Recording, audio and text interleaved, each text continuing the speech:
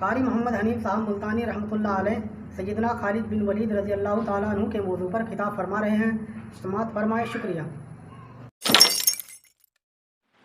اما بعد فاعوذ باللہ السمیع العلیم من الشیطان الرجیم. بسم اللہ الرحمن الرحیم.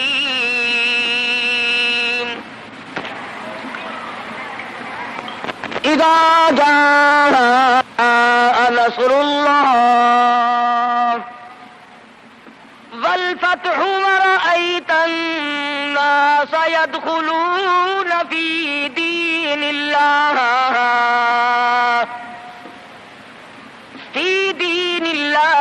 أفواجا فسبح بحمد ربك واستغفره إنه كان توابا. وقال النبي صلى الله تعالى عليه وسلم كن في الدنيا كأنك غريب. وقال النبي صلى الله تعالى عليه وسلم الدنيا مزرعة الآخرة. وقال النبي صلى الله تعالى عليه وسلم من أحيا سنتي عند فساد أمتي فله أجر 100 شهيد.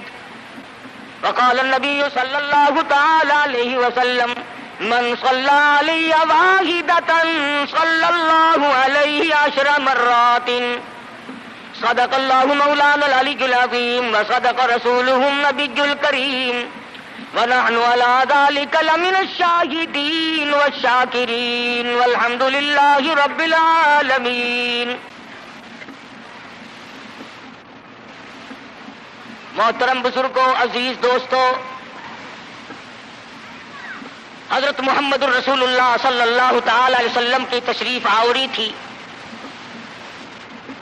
آپ نے تشریف لا کر دنیا بنی نو انسان کو امن کا پیغام دیا، راست بازی کا سبق پڑھایا، حق و صداقت کا درس دیا اور انہیں یہ بتلایا کہ میں اللہ تبارک و تعالیٰ کی طرف سے نبی بن کر آیا ہوں تمہاری رہنمائی کے لیے. جن لوگوں کے مقدر اچھے تھے، جن کے نصیب اچھے تھے، انہوں نے موافقت کی، دامن پکڑا، غلامی کی، جانثاری کی، اور دامن پکڑا تو ایسا پکڑا کہ جان کے ٹکڑے تو ہو گئے مگر حضور اکرم صلی اللہ علیہ وسلم کا دامن نہ چھوڑا. مصائب ٹوٹے، طوفان کے پہاڑ بن کر ان کے سامنے آئے، تلخ سے تلخ وادیوں سے ان حضرات کو گزرنا پڑا، مگر کوئی تاریخ میں ثابت نہیں کر سکتا کہ محمد کریم صلی اللہ علیہ وسلم کے کسی دیوانے نے دین کو چھوڑا. امیر تھا یا غریب تھا، مرد تھا یا عورت تھی، کوئی بھی تھا. اور کیوں نہ ہو، جب ان کے سامنے محمد مصطفیٰ صلی اللہ علیہ وسلم دکھ اٹھایا کرتے تھے، صحابہ کرام کی جان نکل جاتی تھی. مکہ مکرمہ ہے، اللہ پاک ہر مسلمان کو زیارت نصیب فرمائے، آمین کہہ دو. مسلمانوں کی تعداد بڑی کم ہے، بہت تھوڑی سی تعداد ہے، کفر زوروں پہ ہے، جہالت نے انگڑائیاں لے رکھی ہیں، اور وہ دار الندوہ میں بیٹھ کر مشورے کرتے ہیں کہ اس نبوت کے مشن کو ختم کیا جائے. قرآن کریم نے ان لوگوں کے مشوروں کو بھی نقل کر دیا، فرمایا وَإِذْ يَمْكُرُ بِكَ الَّذِينَ كَفَرُوا لِيُثْبِتُوكَ. محمد صلی اللہ علیہ وسلم کو قید کر دو، ان کی تحریک ختم ہو جائے گی، ان کا مشن ختم ہو جائے گا. اَوْ يُخْرِجُوكَ، یا انہیں جلا وطن کر دو، دیش نکالا دے دو. او یقتلوک، سارے سے قتل کر ڈالو، نبوت کو دنیا میں سے بے نام و نشان بنا دو۔ اللہ پاک فرماتے ہیں تم نے بھی تدبیر بنائی، تم نے بھی تجویز کی، وَيَمْكُرُونَ وَيَمْكُرُ اللَّهُ،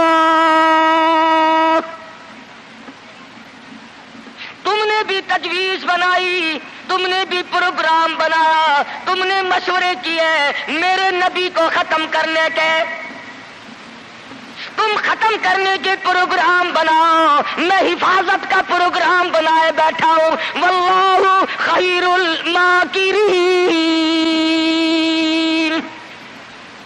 پھر دیکھیں گے کس کی تجویز کارگر ہے، کون آگے نکلتا ہے۔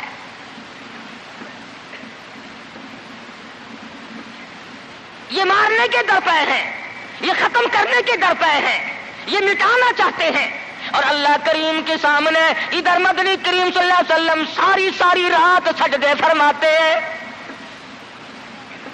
سیدہ عائشہ صدیقہ رضی اللہ تعالیٰ عنہ فرماتی ہیں میں سوئی ہوئی تھی، اچانک میری آنکھ کھلی، آپ کا سر سجدے میں ہے، اتنے رو کر دعائیں کرتے ہیں، اس قدر آہذاری کی، اس قدر عاجزی فرمائی، آپ کا سانس گھٹنے لگا۔ عائشہ صدیقہ فرماتی ہیں میں کلیجے کو پکڑ کر بیٹھ گئی، کہیں آج میں بیوہ تو نہیں ہو جاؤں گی۔ دعائیں مانگتے ہیں میرے پروردگار میری امت کو معاف کر دے، میری امت کو بخش دے۔ آواز آتی ہے او میرے کالی کملی والے، او محبوب رویا نہ کر، اتنا پریشان نہ ہوا کر۔ وما کان اللہ لیعذبہم وانت فیہم وما کان اللہ معذبہم وہم یستغفرون۔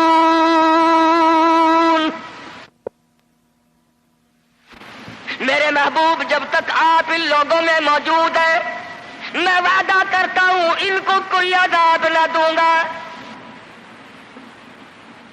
ان کو ذلیل نہ کروں گا، ان کو برباد نہ کروں گا۔ اور میرے پروردگار موت تو برحق ہے، موت تو سب کی آئے گی، میں تو یہ وعدہ چاہتا ہوں میرے بعد کی آنے والی، میں جب پردہ کر جاؤں، جب میں رخصت ہو جاؤں، میرے بعد میں جو امت بچے اس کو بھی عذاب نہ دے۔ آواز آئی محبوب تیرے آنسو مجھ سے دیکھے نہیں جاتے۔ وما کان اللہ معذبہم وہم یستغفرون۔ جو استغفار کرنے والے لوگ ہوں گے، جو مجھے منانے والے لوگ ہوں گے، جو معافی طلب کرنے والے لوگ ہوں گے، میرے محبوب میرا تو سے وعدہ ہے، مجھے اپنی کبریائی کی قسم میں انہیں بھی برباد نہیں کروں گا۔ امت کے لیے رات دن دعائیں مانگی، رو کر دعائیں مانگی۔ حضرت ابو ہریرہ رضی اللہ تعالیٰ عنہ فرماتے ہیں مدنی کریم صلی اللہ علیہ وسلم قرآن کی تلاوت فرمایا کرتے تھے، جب عذاب کی آیت آتی اتنا سانس پھول جاتا، اس قدر گھبراہٹ آ جاتی، مجھے یوں آواز آتی جیسے ہنڈیاں کھول رہی ہو۔ نبی ساری رات روئے، نبی کے قدموں پہ ورم آ گئے، ساری رات قرآن کی تلاوت کی۔ امت کی رات فلم میں گزرتی ہے، امت کی رات ٹیلی ویژن پہ گزرتی ہے، امت کی رات بدماشی میں کٹ رہی ہے، امت کی رات بدکاری میں کٹ رہی ہے، سفید داڑھی ہو گئی، قبر کی تیاری ہے، آج تک یہ نہ سوچا ثم لم یتوبوا فلہم عذاب جہنم ولہم عذاب الحریق۔ جلا دینے والا عذاب تباہ کر دے گا۔ کون اس سیرت کو پڑھے؟ قرآن جو سیرت بیان کرتا ہے کوئی کیا سیرت بیان کرے گا؟ صحابہ اکرام نے جن کی آنکھوں نے حضور کا حال دیکھا، تم نے کبھی اپنے نبی کا لباس نہ پوچھا، بٹن کی جگہ میرے آقا کے کرتے مبارک میں کانٹے چبھے ہوئے ہیں، آرام فرماتے ہیں گلے میں کرتا نہیں ہے۔ صحابی نے سوچا مجھ سے زیادہ کسی کو بھوک نہ ہوگی، پیغمبر کے سامنے جا کر کرتا اٹھا دیا، یا رسول اللہ ذرا دیکھو میرا کیا حال ہے، سیدھا نہیں ہو سکتا ہوں، پیٹ پہ پتھر باندھ رکھا ہے، رحمت والے ہاتھوں سے کرتا اٹھایا اور صحابہ کی آنکھوں نے دیکھا ایک کے بجائے 2 پتھر بندھے ہوئے۔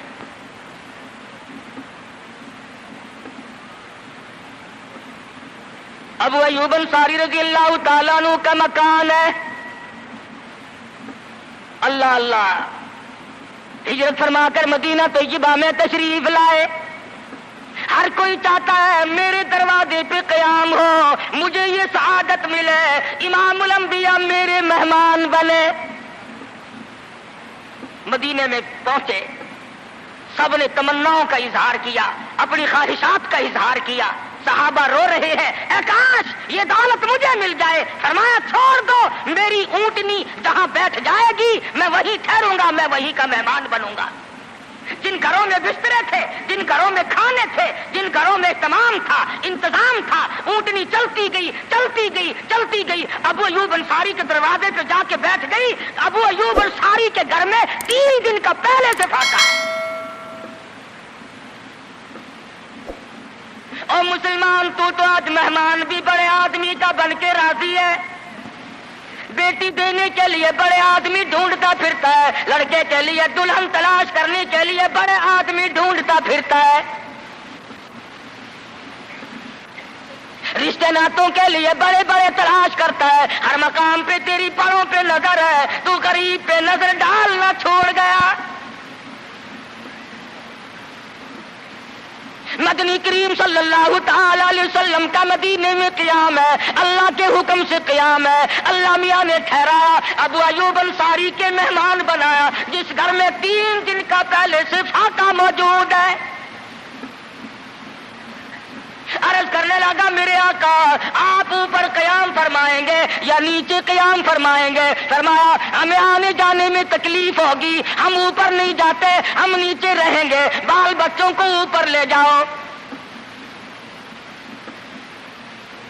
نبی ابو ایوب انصاری رضی اللہ تعالی عنہ کے بال بچوں سے اعتراض فرماتے ہیں اوپر چلے جاؤ، ہم نیچے ٹھہریں گے تاکہ پردہ کرانے میں بار بار ہمیں تکلیف نہ اٹھانی پڑے۔ اور نبی اپنے امتی کی بیوی کی عزت کو، آبرو کو کتنا عزیز رکھتا ہے، اور آج مسلمان جو ہے وہ سڑکوں پہ گھسیٹے پھرتا ہے۔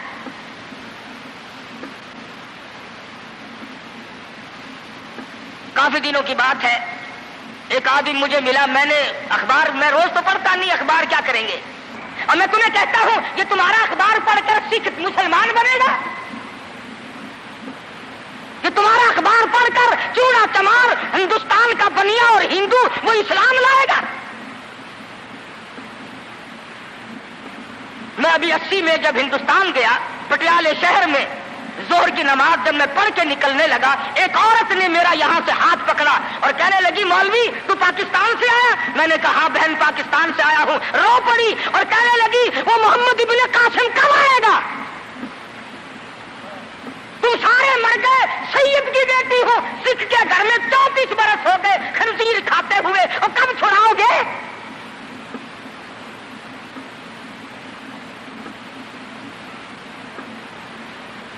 کرنال شہر میں اڈے پہ کھڑے ہوئے ایک عورت نے پوچھ لیا تم پاکستان سے آئے ہو؟ میں نے کہا، رو پڑی، کہنے لگی وہ تمہارا اسلام قرآن کہاں گیا؟ ارے آج تم اپنے آپ کو نہیں سنبھال سکتے، مسلمانوں کی بیٹیوں کی تو تم کب خبر لوگے؟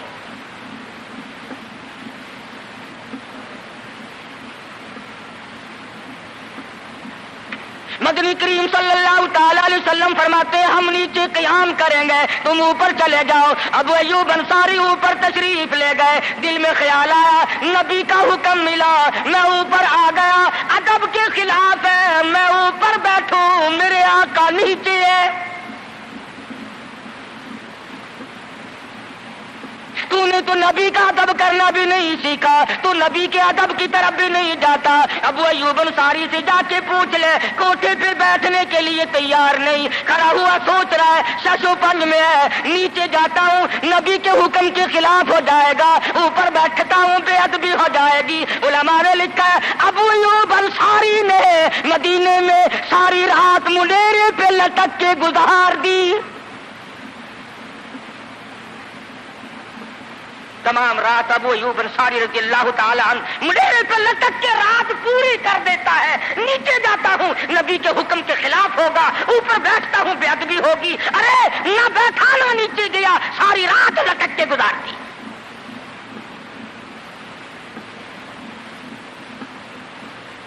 आज हम सोचने पर मजबूर हैं कि आखिर हम बेअदबों के साथ होगा क्या, बनेगा क्या। जिन लोगों ने अदब किया उनके मुकद्दर जाग उठे, उन लोगों को खुदाबंदी करीम ने दुनियाई में वक्त लगाए। हज़रत खालिद बिन वलीद रज़ियल्लाहु ताला इत्तला दी गई, खबर मिली कि ईसाई सरदार, ईसाई बादशाह 1.5 लाख के करीब फौज लेकर मुसलमानों पे हमला करने के लिए आया है। हज़रत खालिद बिन वलीद रज़ियल्लाहु ताला अन्हु को 50-60 आदमी दिए, जाओ बादशाह की फौज का अंदाजा लगा के आओ, तखमीना लगा के आओ, असलहा देख के आओ, उनकी तादाद का अंदाजा लगाओ वो कितने हैं। हज़रत खालिद बिन वलीद रज़ियल्लाहु ताला चंद सहाबा किराम को साथ लेकर के पहुंचे।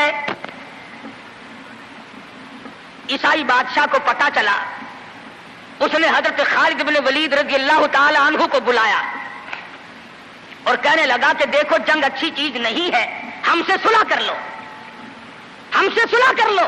हज़रत खालिद फरमाने लगे सुलह में देर क्या है, ला इलाहा इल्लल्लाह मुहम्मदुर रसूलुल्लाह सल्लल्लाहु अलैहि वसल्लम, कलमा पढ़, मुसलमान बन जा, मेरा भाई बन जा, जन्नत का हकदार बन जा, मेरे नबी का गुलाम बन जा, अल्लाह की तौहीद का मानने वाला बन जा, अभी तमाम बातों में सुलह हो जाएगी। वो कहने लगा बड़ा जल्दी कलमा पड़ा है, जैसे मैं अकेला बैठा हूं, तूने मेरी फौज देखी है? 1.5-2 लाख फौज लेके आया हूं, खा जाएगी मेरी फौज तुम्हें। कलमे पढ़ा रहा है।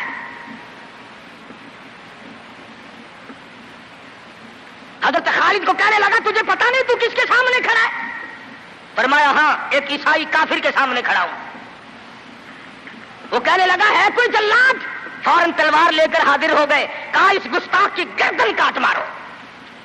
हज़रत खालिद के साथ 2 आदमी और थे, उन्होंने ये नहीं कहा है जी अजी हम तो यूं ही बात कर रहे थे जी, अजी आप बरहम हो गए, अजी हुजूर आप नाराज हो गए। हज़रत खालिद ने फिर ये नहीं फरमाया कि बाहर वालों को इत्तला कर दो, वो 50-60 आदमी तो हमारे साथ मिल जाए। 2 साथियों को फरमाया अब एक दूसरे की तरफ मत देखना, तलवार निकाल लो, इंशाअल्लाह हौज़े कौसर पे मुलाकात होगी।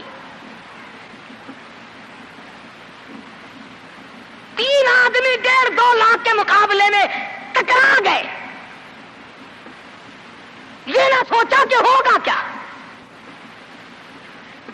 हज़रत खालिद बिन वलीद रज़ियल्लाहु ताला अन्हु और 2 साथी और तमाम काफिरों की फौज में घिर गए। जंग शुरू हो गई। अबू उबैदा बिन जर्राह रज़ियल्लाहु ताला अन्हु के खाम में मदनी करीम सल्लल्लाहु अलैहि वसल्लम तशरीफ लाए। फरमाया अबू उबैदा तू सोया हुआ है, मेरा खालिद घेरे में आ गया। घबरा के उठे, शोर मचाया, लोगों जल्दी करो पहुंचो, खालिद घेरे में है। हज़रत खालिद की बीवी उम्मे तमीम सुनती है, कहने लगी नहीं मुझे यकीन नहीं आता, मेरा खालिद घेरे में आने वाला नहीं, आ ही नहीं सकता। घर में खड़ी होकर चारों तरफ नजर मारती है, देखती क्या है, वो टोपी जिसमें इमामुल अंबिया महबूबे किबरिया हजरत मोहम्मद मुस्तफा सल्लल्लाहु ताला अलैहि वसल्लम के मुंह मुबारक रखे हुए थे, वो भूल आए। उम्मे तमीम कहती है खालिद तू जरूर घेरे में आ गया, तेरी टोपी यहाँ रह गई। उम्मे तमीम ने टोपी लेकर के शोर नहीं मचाया, कपड़े नहीं फाड़े, चेहरा नहीं नोचा, अबू उबैदा के पास नहीं आई, बगल में टोपी दबाई, बुर्का ओढ़ा, घोड़े पर सवार हुई, तलवार लेकर घोड़े को सरपट छोड़ दिया। साहबा देख रहे थे, अरे ये कौन है, ये कोई जासूस मालूम होता है, इसे पकड़ो पकड़ो पकड़ो। साहबा ने घोड़े दौड़ाए, घेरे में ले लिया, पूछा बुर्का पोछ तू कौन है? कहने लगी ना छेड़ो, खालिद की बीवी उम्मे तमीम हूं। تو کہاں چلی ہے؟ کہنے لگی میرا خالد گھیرے میں آ گیا، ٹوپی گھر پہ بھول گیا، وہ پہنچانے چلی ہوں، ہمیں دے دے ہم پہنچا دیں گے، تو عورت ذات ہے۔ کہنے لگی خالد کی جو قدر میں جانوں تم نہیں جانتے، جان دے دوں گی مگر ٹوپی کسی کو نہ دوں گی۔ نکل پڑی، آ کے دیکھا تلواریں چل رہی ہیں، گاجر مولی کی طرح آدمی کٹ رہے ہیں، حضرت خالد بن ولید بیچ میں ہے، ام تمیم نے تلوار نکال کر چلانی شروع کر دی، گاجر کی طرح لوگوں کو کاٹ مارا۔ خود حضرت خالد کہتے ہیں او میرے ساتھیوں، اس نوجوان کو پہچانو، اس برقع پوش کو پہچانو، اس نقاب پوش کو پہچانو، یہ کون ہے؟ جب سامنے گئی نقاب اٹھا کے کہنے لگی خالد تیری بیوی ام تمیم ہو، یہ ٹوپی بھول آئے ہو، پہنچانے آئی ہو۔ اور کراچی کے مسلمانوں تم نے کبھی سوچا نہیں خالد کے سر پہ نبی کی ٹوپی نہیں، جس میں نبی کے بال رکھے ہوئے تھے، وہ گھیرے میں آ گئے۔ آج تیرے پاس قرآن نہیں، تو گھیرے میں ہے۔ وہ ٹوپی گھر پہ بھول آیا تھا، تو قرآن کو مسجد میں قید کر کے آیا، آج تو کفر کے لرزے میں پھنسا ہوا ہے، تو گھیرے میں ہے، تجھے کوئی نہیں نکال سکتا اللہ کے قرآن کے سوا۔ تم کتنی عسکری طاقت بڑھاؤ، تم تعداد بڑھا لو، تم چھوٹے بڑے زور لگاؤ، کتنی تم کوشش کرو، خدا کی قسم جب تک تم اللہ کا قرآن لے کر کے نہیں بیٹھتے اس وقت تک تمہارا گھیرا نہیں ٹوٹ سکتا۔ تم نے اللہ کے قرآن کو مسجد میں قید کر دیا۔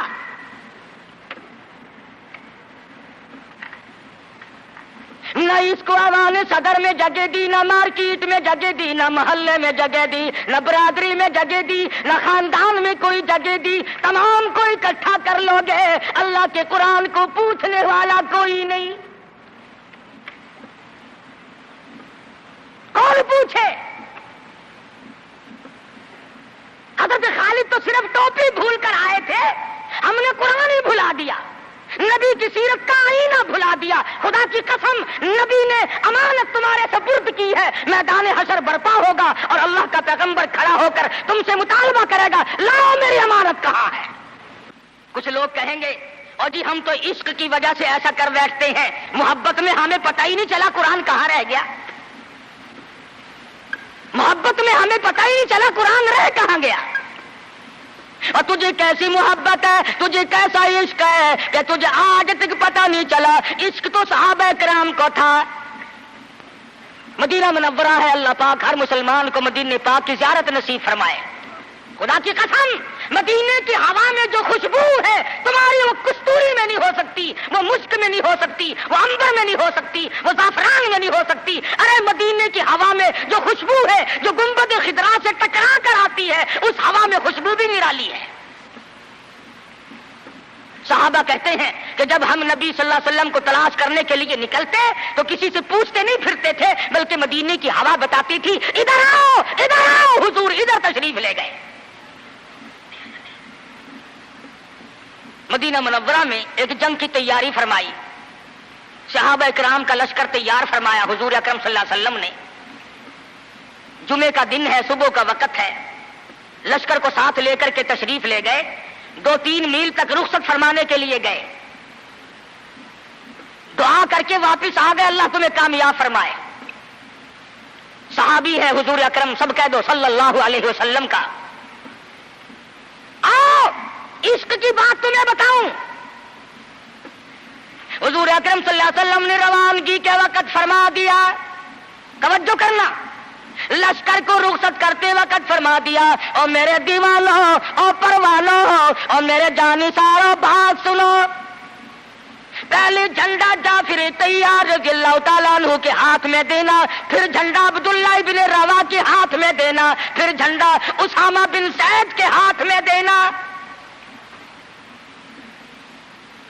حضور کے کلام کی مراد کو اگر صحابہ نہیں جانتے تو کون جانتا ہے؟ سمجھ گئے صحابہ کہ جعفر طیار شہید ہوں گے، یہ جو حضور نے فرمایا پھر اس کو دینا، پھر اس کو دینا، حضور صلی اللہ علیہ وسلم کے کلام کی، فرمان کی، ارشاد کی مراد اور منشا غرض و غائب صحابہ سمجھ گئے کہ جعفر طیار شہید ہوں گے، اور پھر عبداللہ بن رواح بھی شہید ہوں گے، اور اسامہ بن زید بچ کے آئیں گے۔ صحابہ کا تجربہ تھا حضور کے کلام کو سمجھنے کے لیے۔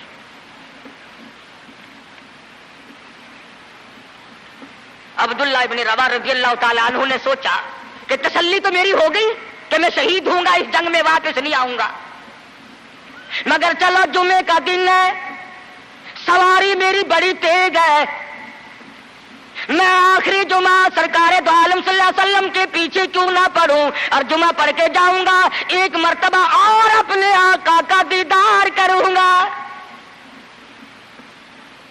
واپس مدینے میں آئے، گھر نہ گئے، بیوی بچوں میں نہ گئے، باغ و بہار میں نہ گئے، فصل باڑی میں نہیں گئے، لوگوں میں نہیں گئے، سیدھے مسجد نبوی میں تشریف لائے۔ جمعے کی نماز کے بعد مدنی کریم صلی اللہ علیہ وسلم سے سلام کیا۔ حضور نے فرمایا عبداللہ میں نے تو تجھے صبح رخصت کیا تھا لشکر کے ساتھ، تجھے صبح روانہ کر دیا تھا، تو چلا گیا تھا فوج کے ساتھ۔ عرض کیا یا رسول اللہ میرے ماں باپ قربان ہو جائیں، آپ کے فرمان سے میں نے یہ اندازہ لگایا کہ میں شہید ہو جاؤں گا، میرا یہ آخری جنگ ہے، یہ آخری جہاد ہے۔ میرے دل میں ایک بات آئی، آج جمعے کا دن ہے، اپنے آقا کے پیچھے جمعہ بھی پڑھوں، آخری جمعہ پڑھوں اور آخری دیدار کر کے جاؤں۔ اب تھوڑے سے مجھے آپ بول کے بتائیں عبداللہ ابن رواح کا یہ عشق ہے کہ نہیں؟ کوئی ڈر کی بات نہیں، کوئی خوف کی بات نہیں، بیوی بچوں کی محبت نے نہیں کھینچا، باغوں کو دیکھنے نہیں گیا، بچوں سے ملاقات کے لیے نہیں گیا۔ ارے حضور کا عشق ہے، کہتا آخری جمعہ، آخری دیدار، آخری ملاقات۔ اور عرض کیا میرے آقا میں اپنے ساتھیوں کو جا ملوں گا، میری سواری بڑی تیز ہے۔ امام الانبیاء محبوب کبریا حضرت محمد مصطفیٰ صلی اللہ علیہ وسلم کا چہرے انور سرخ ہو گیا۔ فرمایا عبداللہ تو ساتھیوں کو نہیں مل سکتا، نہیں مل سکتا، جب تیرے ساتھی جنت میں جائیں گے 500 سال بعد میں بہشت میں جا سکے گا۔ کیوں؟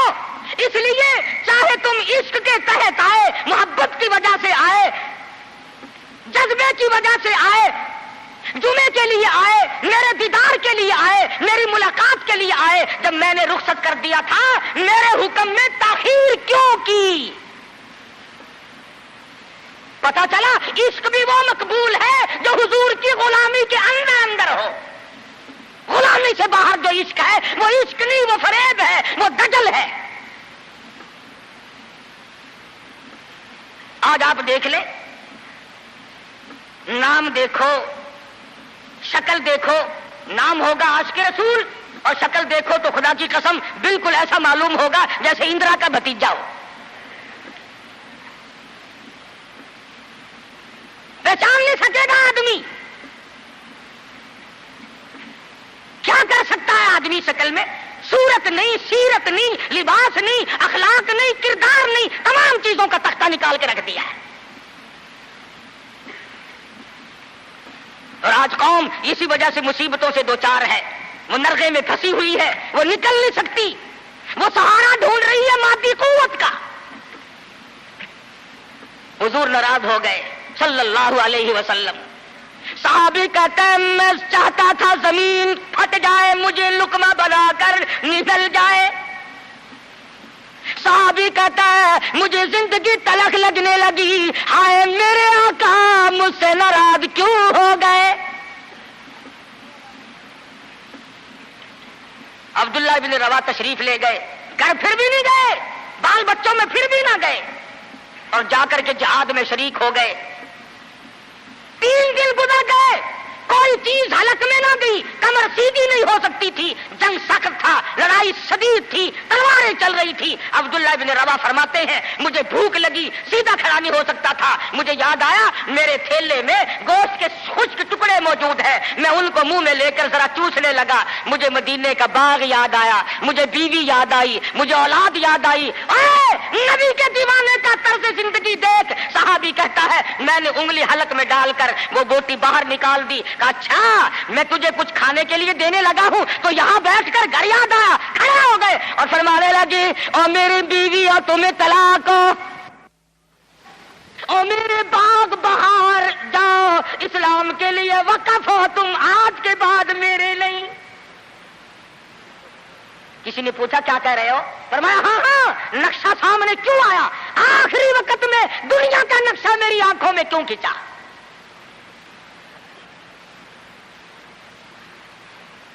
صحابی نے اپنے دل میں تصور بھی لانا اچھا نہ سمجھا، میری عاقبت خراب نہ ہو جائے، میری آخرت نہ بگڑ جائے. عبداللہ بن روا تلوار لے کر کھڑے ہو گئے. کسی نے لکھا 3 دن کا، بعض نے لکھا 5 دن کا بھوکا صحابی ٹکڑے ہو گیا.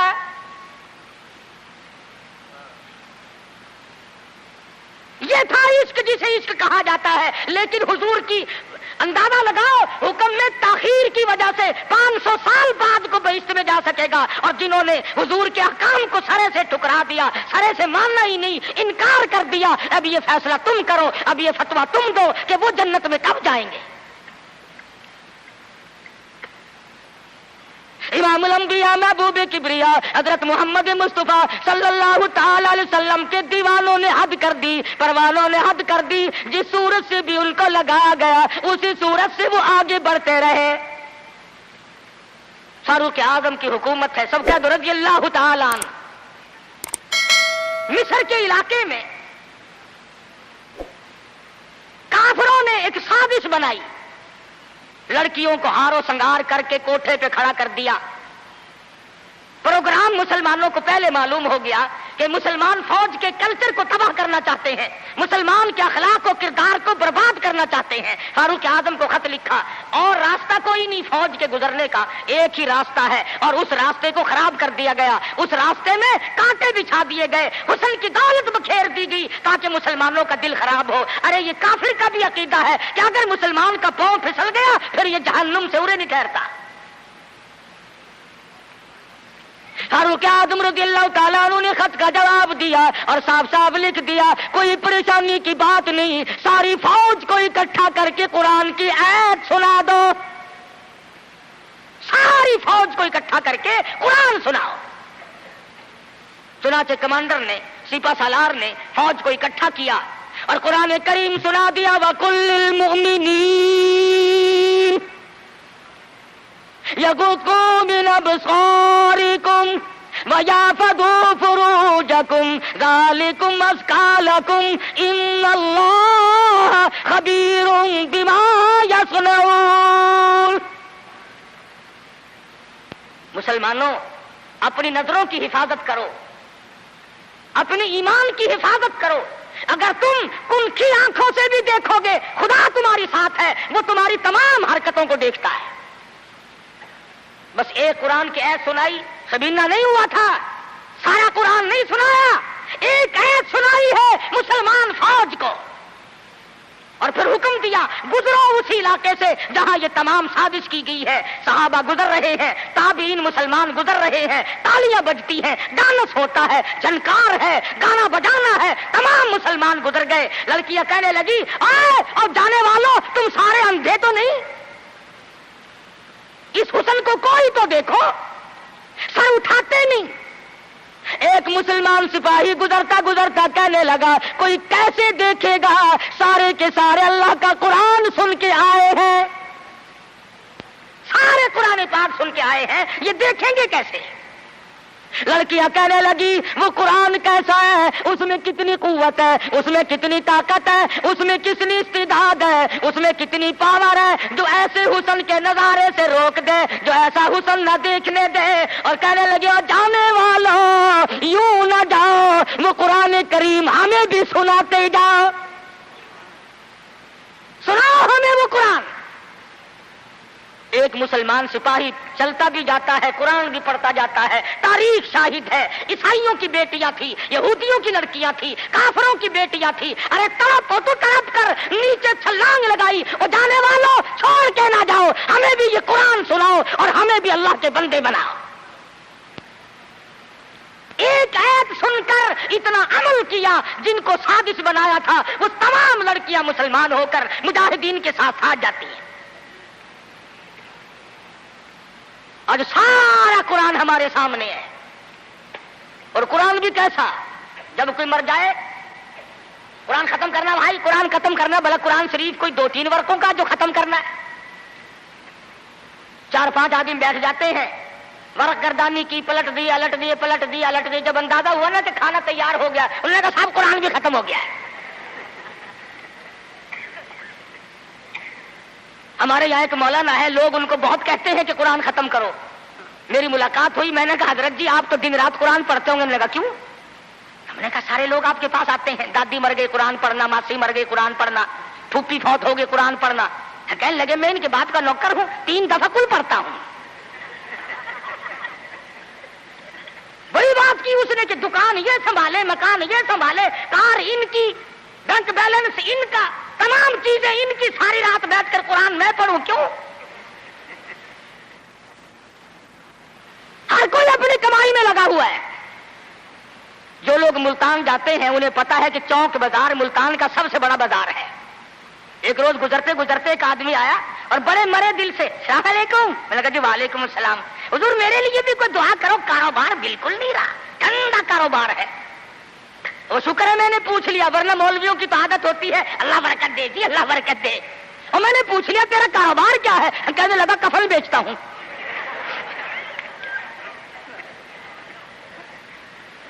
اور بدبخت میں نے کہا کاروبار بدل لے، لوگ مرے تو تیرا دھندا چلے۔ اس لیے لوگوں کو کہا کرتا ہوں کہ مولویوں کو شادیوں میں دیا کرو تاکہ یہ دعا کرے یا اللہ ایک ایک کی 4-4 شادیاں ہوں۔ اب مرے بغیر تم رسید نہیں دیتے، جب تک مرو گے نہیں مولوی کا گھر میں داخلہ تن۔ کیا کرے مولوی بیچارہ، کدھر جائے؟ سب کی بات یہ ہے۔ ایک دوست کے جنازے کے ساتھ قبرستان گیا، وہ قبر کھودنے والے بھی پہچانتے ہیں، السلام علیکم، وعلیکم السلام، کیا حال ہے بھائی؟ لگا حال کیا ہے؟ آج 5ویں دن ایک مردہ لے کے آئے ہو، کم سے کم ہمارے لیے بھی دعا کر، ایک مردہ تو روز کہا جایا کرے۔ عقل کرو، شادی میں تو قرآن کو جگہ نہیں دیتا، بنگلے میں، کوٹھی میں، فلیٹ میں، کاروبار میں، دکان میں خدا کے قرآن کو جگہ نہیں دیتا۔ خدا کی قسم ارشاد فرمایا مدنی کریم صلی اللہ علیہ وسلم نے، جو لوگ قرآن پاک کی تلاوت کرتے ہوئے مر جائے اپنی قبر سے قرآن پڑھتا ہوا اٹھے گا، اس کے منہ سے کستوری کی خوشبو آ رہی ہوگی۔ اہل محشر کہیں گے الہی یہ کون لوگ ہیں؟ قیامت کا دن ہے، سخت دن ہے، بڑی پریشانی کا دن ہے، لوگ اپنے پسینوں میں غرق ہیں، اس کے یہاں سے خوشبو آ رہی ہے، یہ کون ہے؟ جواب ملے گا تو گالی بکتا مرا تھا، تو گانے گاتا ہوا مرا، تو گیت سنتے ہوئے مرا، تیرے دماغ میں کنجری بسی ہوئی تھی، تیرے دل میں بدماش عورت بسی ہوئی تھی جب تو مرا، اور یہ وہ ہے جب موت آئی تو میرا قرآن پڑھ رہا تھا۔ آج بھی قرآن پڑھتا ہوا اٹھا ہے، اس لیے اس کے منہ سے برکت، قرآن کی برکت سے خوشبو آتی ہے۔ تم نے برکتوں کو جانتے، یہ بسوں میں دیکھو، ٹیکسیوں میں دیکھو، عقیدہ دیکھ، ایک تصویر لٹکی ہوئی ہے، یہ کس کی ہے؟ فلانے بابا کی ہے، سیون شریف والے بابا کی ہے، پاک پٹن والے، اور یہ بابے تھے یا بابن تھی، یہ عورتیں تھوڑی تھی۔ کچھ تو عقل کر، اللہ والوں کی توہین کرتے ہو۔ تیری موٹر کو، کار کو، ویگن کو، بس کو یہ بابا بچائے گا، خدا نہیں بچا سکتا، اس لیے دھکے کھا رہے ہو کہ تمہارا خدا ریٹائر ہو گیا۔ اور جب خدا کا دروازہ آدمی چھوڑتا ہے اس کی عقل ماری جاتی ہے، اسے پتہ ہی نہیں چلتا کہ عورت کا معاملہ ہے یا مرد کا معاملہ ہے۔ میں اس کر رہا تھا کہ مسلمان اگر نبی کی سیرت کو سنتا ہے یا جانتا ہے اور مانتا ہے تو کوئی وجہ نہیں کہ مسلمان کو کچھ زیر کر سکے۔ وہی خالد بن ولید ہے سب قید رضی اللہ تعالی عنہ۔ ایک دوسرا موقع آیا، کافر اپنی فوج کو لے کے آیا، بہت بڑا لشکر ہے، بہت بڑا لشکر ہے۔ کہنے لگا خالد چلا جا، بھاگ جا ورنہ بوٹیاں اڑا دی جائیں گی تیری۔ کہنے لگا ہاں ہاں تیرے جیسے کئی دیکھے بوٹیاں اڑانے والے، کیا بات ہے؟ اس نے کہا خالد میں وہ زہر لے کے آیا ہوں کہ اگر تلوار بجھا کر کے مار مار دی تو ٹکڑے ٹکڑے ہو جائے گا، بھسم ہو جائے گا، جل کر خاک ہو جائے گا۔ فرمایا کوئی بات نہیں، وہ زہر مجھے دکھا۔ وہ کافر نے، عیسائی سردار نے وہ شیشی نکال کر حضرت خالد کے حوالے کر دی۔ حضرت خالد نے اللہ کا نام لیا اور لے کر اتنا سخت قسم کا زہر جس میں نامعلوم کیا کیا چیز ڈالی ہوئی تھی، 2 قطرے زمین پہ ٹپکائے، زمین میں آگ لگ اٹھی، زمین میں آگ لگ گئی۔ خالد کا ایمان دیکھو، نبی کے دیوانے کا ایمان دیکھو، اور نبی کا صحابی ہے، نبی کا جانثار ہے، نبی کا غلام ہے۔ ہاتھ سے شیشی لی اور بسم اللہ کر کے تمام شیشی کو پی کر خالد سامنے کھڑے ہیں، فرمانے لگے دیکھ تیرے سامنے آرام سے کھڑا ہوں۔ کہنے لگا کہ تم تو کچھ بھی نہیں، تمہیں تو یہ زہر کچھ نہیں کہتا، تم کیا کھاتے ہو، تم کیا پیتے ہو، تمہارا کیا مطلب ہے، اور جاؤ اپنے خیمے میں تمہارے پاس آؤں گا۔ عیسائی سردار گیا، خالد کو کہنے لگا وہ کشتا کھلا، وہ دوا پلا، جس کو زہر کچھ نہ کہے، تلواریں نہ ڈرائے، تیر نہ ڈرائے، مرنے سے نہ ڈرے۔ فرمایا غسل کر، غسل کیا، فرمایا پڑھ لا الہ الا اللہ محمد الرسول اللہ صلی اللہ علیہ وسلم، کلمہ پڑھایا۔ عیسائی کلمہ پڑھ کے کہنے لگا خدا کی قسم اب وہی جذبہ، وہی ہمت، وہ قوت میرے اندر آ گئی، تم ٹھہرو، اب اس ساری فوج سے میں اکیلا ٹکراؤں گا۔ چنانچہ وہ ٹکرا گیا اور شہید ہو گیا۔ تو ایسی صورت میں جب کہ عقائد کا میدان ہمارا یہ ہو اور عمل کا میدان ہمارا یہ ہو اور کردار کی صورت یہ ہو تو بات کیسے بنے؟ اللہ میاں جانتا تھا کہ نبی کی آمد کی خوشی میں نامعلوم ناچیں گے، ڈانس کریں گے، ڈھول بجائیں گے، کیا کیا خرافات کریں گے۔ اللہ میاں نے اسی دن میں حضور کی وفات رکھ دی۔ فرمایا اگر خوشی آئے اچھلو مت، غم آئے تو تباہ نہ ہو جاؤ، وہی دن خوشی کا اور وہی دن غمی کا۔ تجھے غم کا کیا پتا؟ تیرا بیٹا مر جائے تجھے غم کا پتا، تیری بیگم مر جائے تجھے غم کا پتا، تیرا جوان کریل بھائی مر جائے تجھے غم کا پتا۔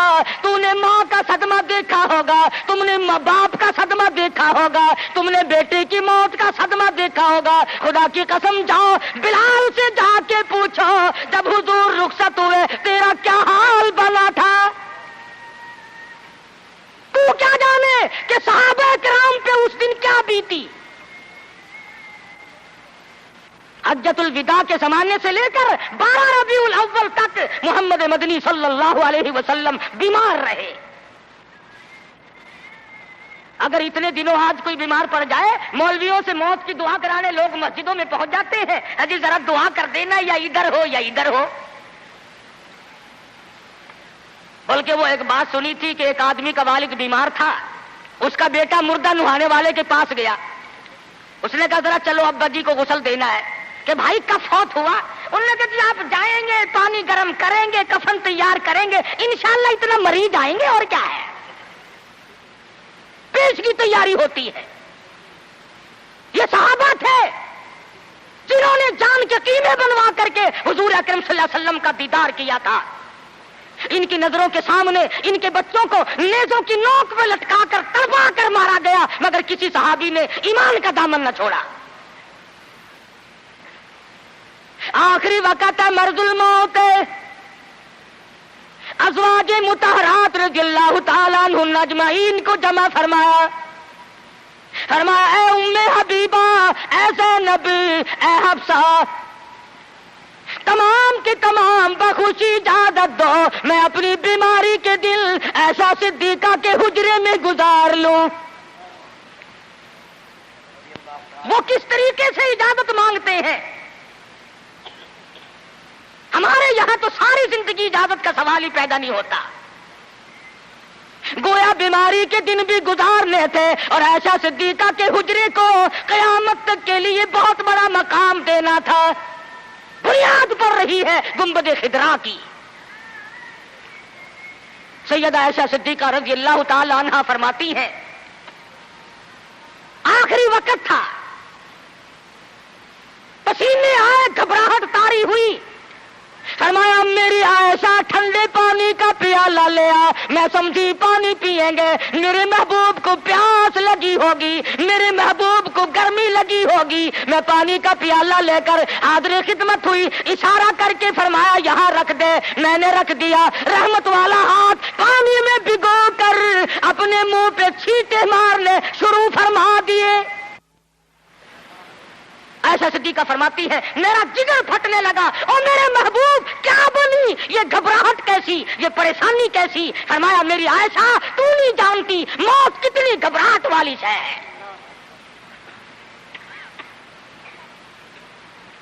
آخری وقت ہے, سیدہ فاطمہ الزہرا رضی اللہ تعالی عنہا بھی پاس بیٹھی ہیں, سیدہ عائشہ صدیقہ رضی اللہ تعالی عنہا بھی پاس بیٹھی ہیں. ارے گالی دینا بڑا آسان ہے, ایسا صدیقہ سے جا کے پوچھ کہ اس دن تیرا کیا حال بنا جب امام الانبیاء رخصت ہوئے تھے. صحابہ دیوانے ہو گئے, صحابہ جنگلوں کو نکل گئے, اور فاروق جیسے کہنے لگے جو کہے گا حضور کی وفات ہو گئی تلوار سے گردن اڑا دوں گا. بلال کا کیا بنا, سہیل کا کیا بنا, سلمان فارسی کا کیا بنا. ارے جن بچوں کے سر پہ یتیمی کی وجہ سے ہاتھ پھیرا کرتے تھے وہ بچے روئے, مدینے کی عورتیں روئی, مدینے کے بیمار روئے, آج ہم یتیم ہو گئے. تو 12 ربیع الاول مدنی کریم صلی اللہ علیہ وسلم کی وفات کا دن ہے, حضور کی رخصتی کا دن ہے, اور خداوند عالم نے اس لیے یہ دن رکھا کہ لوگ اچھلنا نہ شروع کر دیں, لوگ بے حد متاثر نہ ہو جائیں. اس لیے یہ وہ غم ہے کہ مسلمان کے اندر سے تو نکلنا ہی نہیں چاہیے. سیدنا امام حسین رضی اللہ تعالیٰ عنہ کے بارے میں تو کہتے ہو کہ جی غم کرنا چاہیے, غم کرنا چاہیے, اور حضور کی وفات کی خوشی کرنی چاہیے. امام الانبیاء دنیا سے گئے, تیرا نبی سے اگر تعلق ہوتا, تجھے نبی سے محبت ہوتی, انس ہوتا, خدا کی قسم اس دن تو رونے کا دن تھا. اس لیے سیرت نے تمام چیزیں ہمیں بتلائیں, اور ساری چیز ہمارے سامنے آ گئی. جن لوگوں نے کھیل بنایا, تماشا بنایا دین کو, نبی کی سیرت کو, کیا ہے وہ لوگ؟ ہمیں ان لوگوں کی کوئی پرواہ نہیں. خدا کی قسم یہ لوگ تھے جنہوں نے گنبد خضرا پہ بیٹھ کر ایک ایک چھٹاک مصری کی دال کا پانی 11 آدمیوں نے پی کر کے زندگی گزاری. نبی کے روزے پہ بیٹھ کر حدیث کا درس ہم نے دیا, نبی کی مسجد کی امامت ہم نے کی, نبی کے شہر کی گورنری ہم نے کی, نبی کی گلیوں میں جھاڑو ہم نے دی, نبی کے شہر کے دفن کو ہم نے تسلیم کیا. ہم دعائیں کرتے ہیں, جاؤ شیخ الحدیث مقدس الروح کو دیکھو, 20 برس گزر گئے, آج تک گنبد خضرا کے پڑوس میں دفن ہونے کے لیے منتظر بیٹھے.